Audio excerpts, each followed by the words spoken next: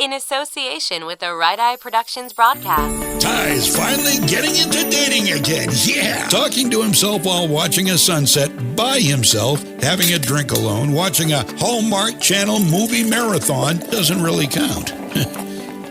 Nice try, buddy. Ty at Night is on the air. 'Cause I'm not ready to find out you know how to forget me. Talking life, love, and anything in between. Ty at Night.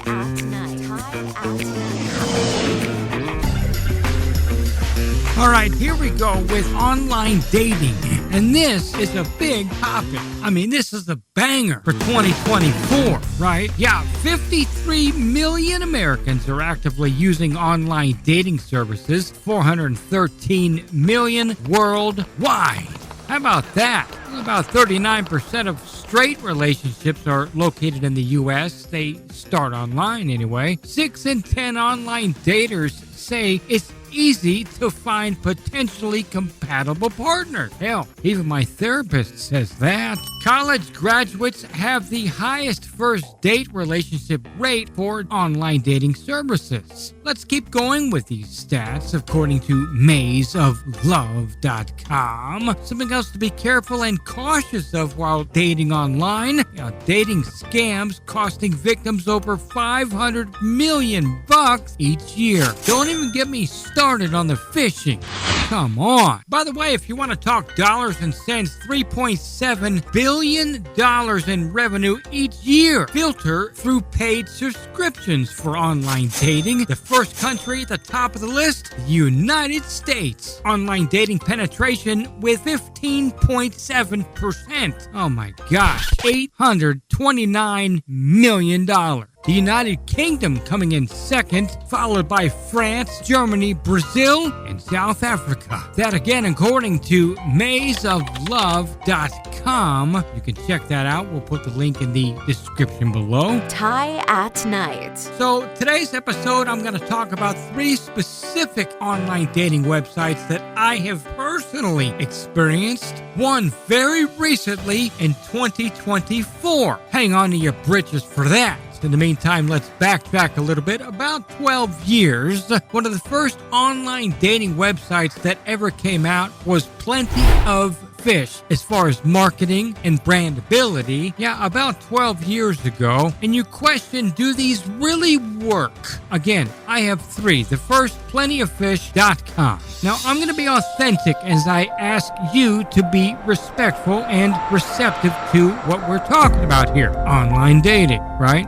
I was removed for a couple of years from my divorce. I wanted to start dating again, and I did so by joining this online dating website. I did meet a woman. After setting up the profile, we connected fairly quickly. And you ask, Ty, did it work?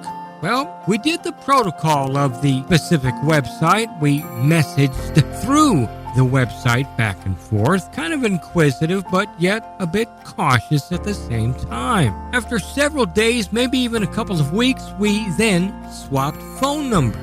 We started to text. Hell, I even think back then I was either on a BlackBerry or a flip phone. But nonetheless, it worked. The communication worked. From texting, we went to phone calls. That worked out as well. Now, we didn't get into anything deep, dark, naughty. It was just simple communication. And I believe that's what made this work. Follow me on this.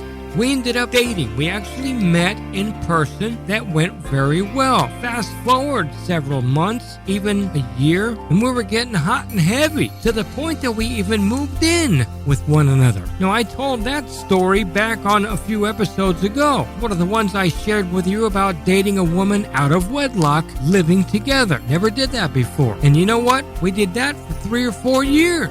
And it worked until she decided to meet a contractor who apparently had a bigger roofing hammer than I did. I'm sorry.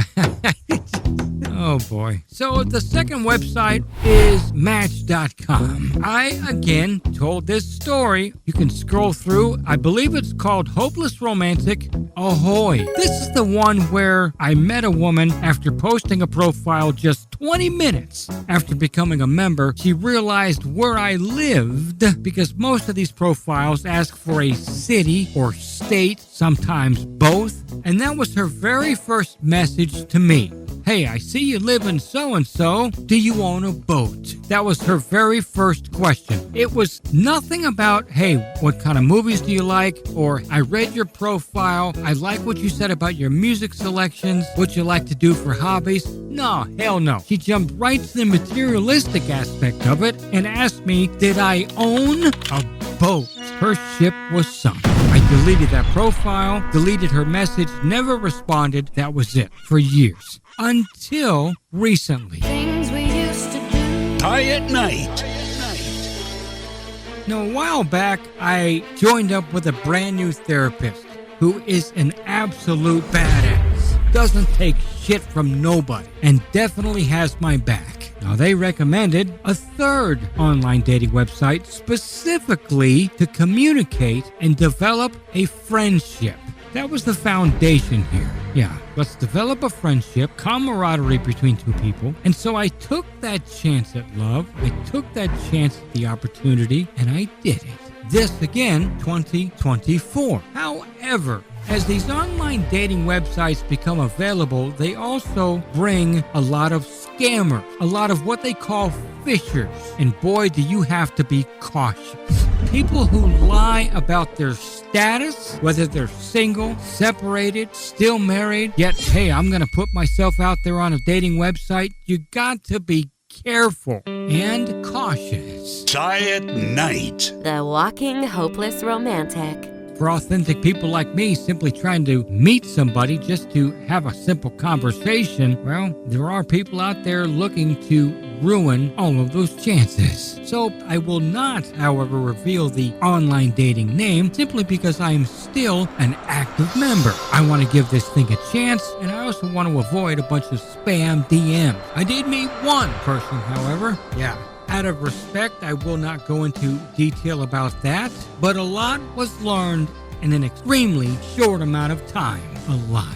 Now, I like this particular site because it had a lot of questions for the profile, and they also have compatibility scores. Once you set up your profile through the various algorithms that a potential other member may be able to view and see just how compatible you each are. You gotta be careful though. Again, there are scammers, there are fishers, there are people out there looking to purposely rain on your romantic parade, potentially with ulterior motives. So, while people are out there trying to fish you out of information, I'm also pretty damn smart as well. Oh yeah, you got the capability of doing background checks, name searches, legitimacy. Just be careful. People are not always who they say they are. So I did find somebody. We talked on the website and it went from 0 to 90 in a heartbeat. Now I hadn't dated since Moby Dick was a minnow because it's true. So I'm pretty vulnerable. I got sucked in, so to speak, but so do many others. I adored the attention. Boy, I was on board. I was all in. And I think they knew that. They were perhaps fishing. And this went on for a couple of weeks or so. I was excited, enthusiastic that maybe after all this time, but no. Things went spiraling down just as fast as I thought they were going up. I learned a lot about this person, and even though I was a stranger to them, they thought they knew a lot about me, perhaps for the wrong reasons. I wasn't going to be fooled. And even though it was a short amount of time, I did learn a lot about myself as I get back into the dating thing again. I love who I am. This whole thing reminded me that I have a lot to offer in the form of personality and communication, authenticity. So one of the main takeaways from this third attempt at online dating is this. At least for me personally, understanding how online dating works and the pros and cons. Right? So when people ask me about online dating, And why I've taken my time? Well, let me put it this way. I would rather walk this world as a lone wolf than to walk it with the wrong person. More importantly, from an individual perspective, the authenticity of your heart and all of its capabilities. You see, no matter how much a person can drag you down, I know that I love me for me, affording me the honor of being able to love somebody else. That'll do it for this episode. I wish you luck, but remember, when it comes to online dating, don't just take my experiences. Be careful and cautious. Until next time, take care. This has been another edition of Tie at Night. In association with the Right Eye Productions broadcast. Dancing in the rain naked while holding a shoe in his hand like nobody's watching. Are we talking ballerina slippers or Timberlands or jazz shoes or what you talking about, Willis? Tie at Night. This guy may be a mess, but he talks about life, love, and anything in between.